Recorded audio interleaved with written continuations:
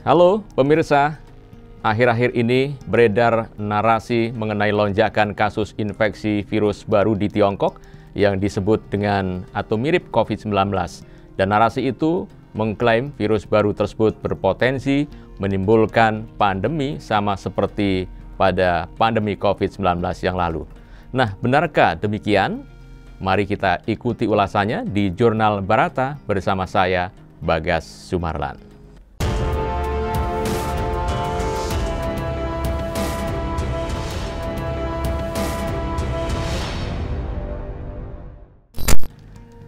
Pemirsa, sebelum masuk lebih jauh pada pembahasan ini, yang perlu kita ketahui terlebih dahulu adalah mengenai virus yang katanya baru ini.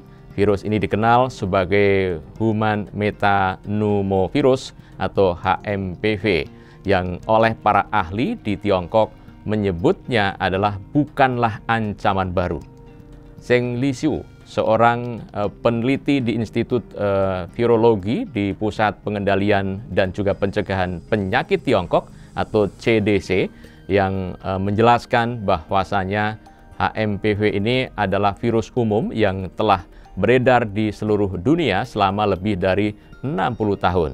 Tetapi baru diidentifikasi oleh para ilmuwan pada awal tahun 2000-an ya, karena tingkat pertumbuhannya yang lambat dan gejalanya yang juga tidak spesifik. Menurut Zheng, bagi kebanyakan orang, gejalanya akan berangsur-angsur mereda dalam waktu sekitar 1 minggu.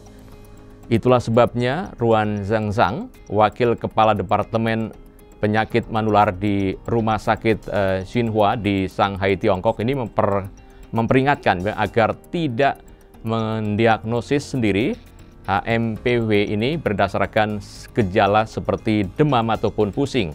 Meskipun dirinya sendiri juga mencatat bahwa HMPV ini memiliki gejala yang mirip dengan penyakit pernafasan lainnya, termasuk batuk, hidung tersumbat, kelelahan, ketidaknyamanan pencernaan, dan juga bahkan demam tinggi. Selain itu, tidak hanya para ahli di Tiongkok yang menyebut virus ini bukanlah ancaman baru. Organisasi Kesehatan Dunia atau WHO juga telah memberikan pernyataan mengenai hal ini, di mana juru bicara WHO, Margaret Harris, mengumumkan bahwa HMPV ini bukan virus yang baru. Menurutnya, virus ini pertama kali diidentifikasi pada tahun 2001. Virus ini sudah ada di populasi manusia sejak lama, dan ketika musim dingin serta musim semi tiba bersama, HMPV ini memang kerap beredar di tengah masyarakat. Margaret juga mengungkapkan HMPV ini menular dari orang ke orang dengan cara yang sama seperti virus pernapasan lainnya, yakni melalui droplet dari batuk ataupun juga bersin, dan melalui sentuhan seperti berjabat tangan ataupun menyentuh permukaan yang terkontaminasi. Menurutnya, langkah-langkah sederhana yang dapat mencegah adalah atau mencegah penyebaran, termasuk ketika lagi sakit dan memiliki gejala, yaitu dengan tetaplah di rumah. Namun ketika berada di tempat yang ramai ataupun berventilasi yang buruk dan menyadari ada kemungkinan orang yang terinfeksi virus tersebut, maka pertimbangkanlah untuk menggunakan masker. Margaret lantas mengingatkan bahwa dalam beberapa kasus, meski virus flu biasa sekalipun dapat menyebarkan penyakit yang juga lebih parah pada orang lain yang tidak memiliki kekebalan ataupun memiliki sistem kekebalan yang sangat lemah. Makanya menurutnya semua golongan usia bisa terinfeksi virus HMPV. Namun ada beberapa orang berisiko lebih tinggi mengalami infeksi parah akibat HMPV ini, yakni misalnya adalah bayi dan orang tua. Itulah sebabnya harus lebih menjaga dan waspada terhadap kelompok rentan tersebut. Lantas, jika demikian, apakah wabah HMPV ini di Tiongkok akan berpotensi menjadi pandemi? Sebagaimana yang kita tahu bahwa pada akhir Desember lalu, pihak berwenang Tiongkok melaporkan peningkatan kasus HMPV di antara anak-anak berusia 14 tahun ke bawah sebagai bagian dari pembaruan rutin selama musim virus pernapasan. Nampaknya video media sosial yang menunjukkan rumah sakit dengan penuh sesak memicu narasi spekulatif tentang potensi wabah global. Padahal Mao Ning, juru bicara Kementerian Luar Negeri Tiongkok, telah memberikan.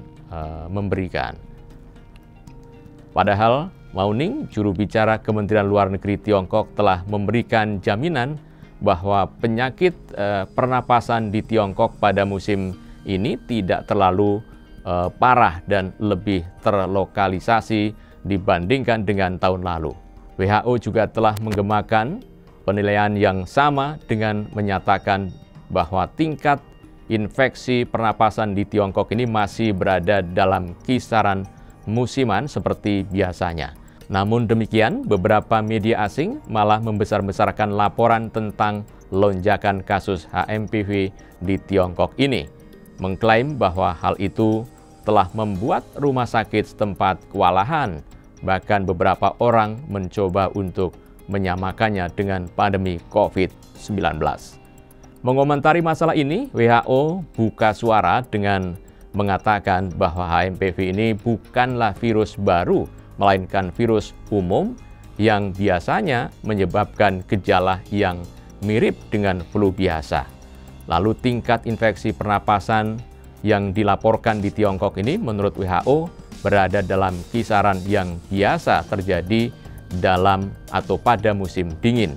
Itu artinya virus ini tidak bisa dikategorikan sebagai pandemi.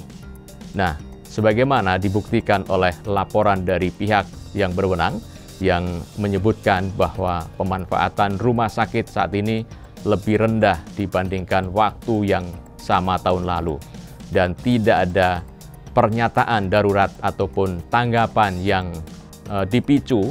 Dengan demikian, hal ini juga menunjukkan bahwa semuanya berjalan dengan baik tanpa kewalahan.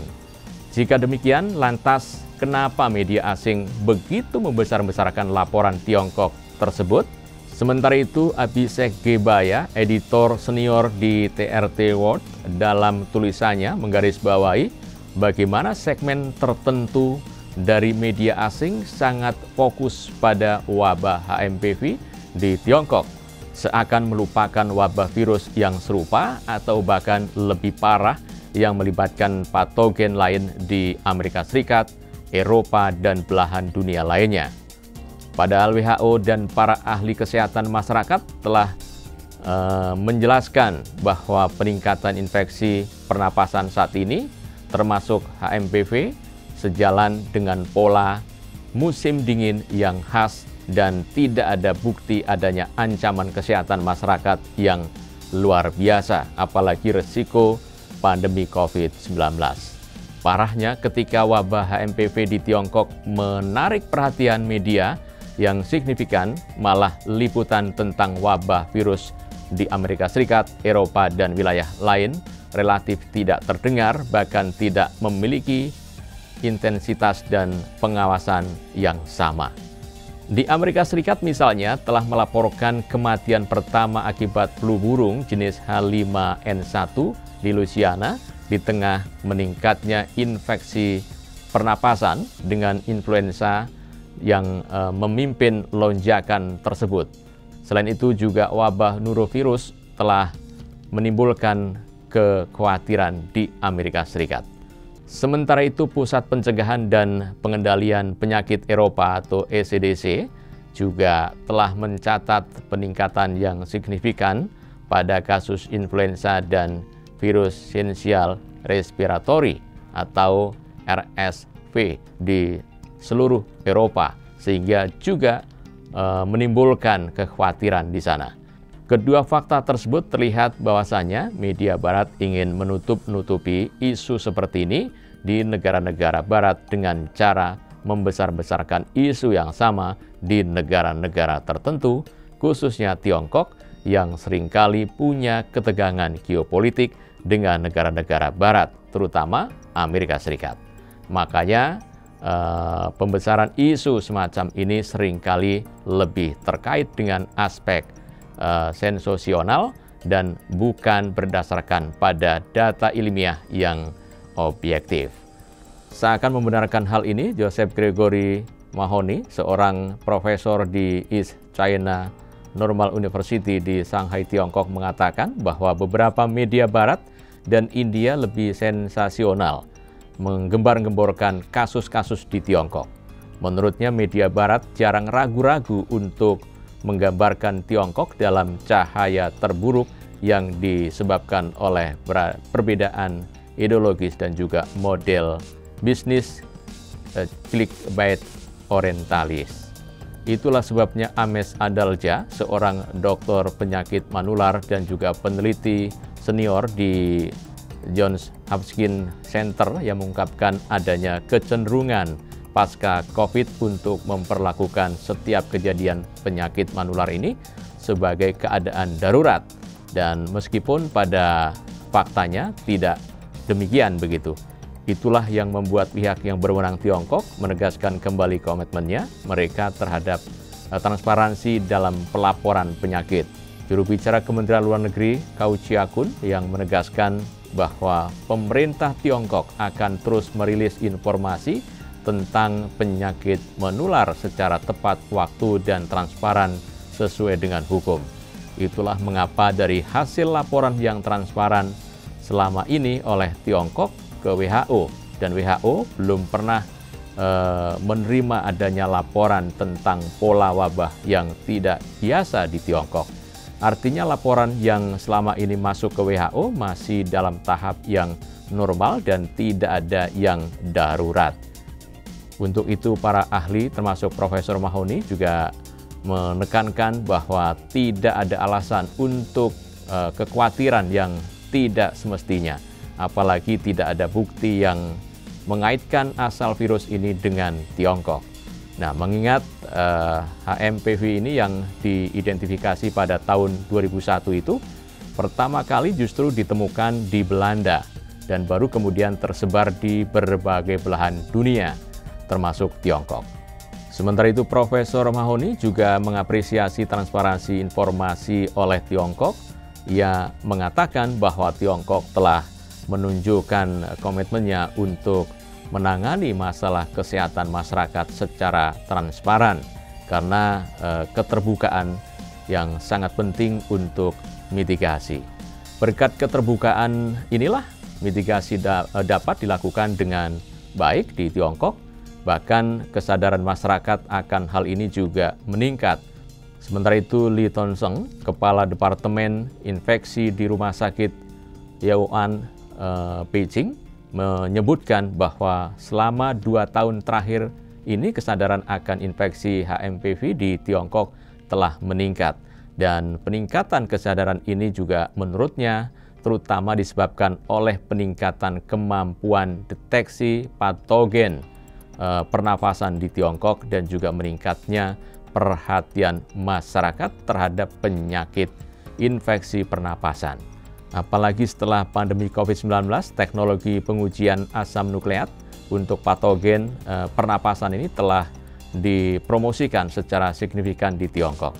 Sehingga sudah terdapat banyak institusi medis yang sekarang dapat melakukan tes semacam itu yang mengarah pada peningkatan tingkat deteksi untuk HMPV serta patogen lainnya. Dan tidak hanya itu, di mana kemajuan signifikan lainnya juga di Tiongkok terkait infeksi pernapasan pasca pandemi adalah pendirian sejumlah besar rumah sakit sentinel untuk memantau patogen pernapasan. Sebagai hasilnya, di Tiongkok sekarang juga dapat melihat pembaruan rutin dari CDC Tiongkok mengenai jenis-jenis patogen pernapasan yang juga beredar. Selain itu, persediaan obat juga telah meningkat secara signifikan selama 2 tahun terakhir ini. Dan ini semua tentu berkat pemerintah Tiongkok yang begitu peduli dengan kesehatan masyarakatnya. Itulah mengapa Pengurus Besar Ikatan Dokter Indonesia PBID meminta pemerintah Indonesia untuk belajar dari Tiongkok, khususnya dalam hal membuat jurnal ilmiah periodik sebagai salah satu langkah mitigasi merebaknya berbagai penyakit seperti mengatasi penularan HMPV ini. Sementara itu, Ketua Umum PBID Dr. Muhammad Abdib Kumaydi SPOT yang mengatakan bahwa jurnal ilmiah tersebut dijadikan sebagai acuan pemerintah setempat untuk mengambil kebijakan dalam menghadapi seluruh wabah penyakit. Apabila Indonesia melakukan tindakan serupa, kata Adib, hal ini juga akan sangat bermanfaat untuk mengatasi penyakit musiman seperti demam berdarah yang juga banyak bermunculan ketika musim hujan tiba. Oleh karena itu, secara keseluruhan dapat disimpulkan bahwa HMPV ini adalah virus pernapasan yang tidak berbahaya dalam banyak kasus dengan sebagian besar infeksi pernapasan ringan dan tidak menyebabkan pandemi. Dengan demikian penting bagi kita untuk memahami karakteristik HMPV dengan benar untuk mencegah disinformasi melalui media-media barat dan kesalahpahaman yang dapat mempengaruhi persepsi publik ya mengenai wabah ataupun virus tersebut. Saya Bagas Sumarlan, terima kasih, sampai jumpa.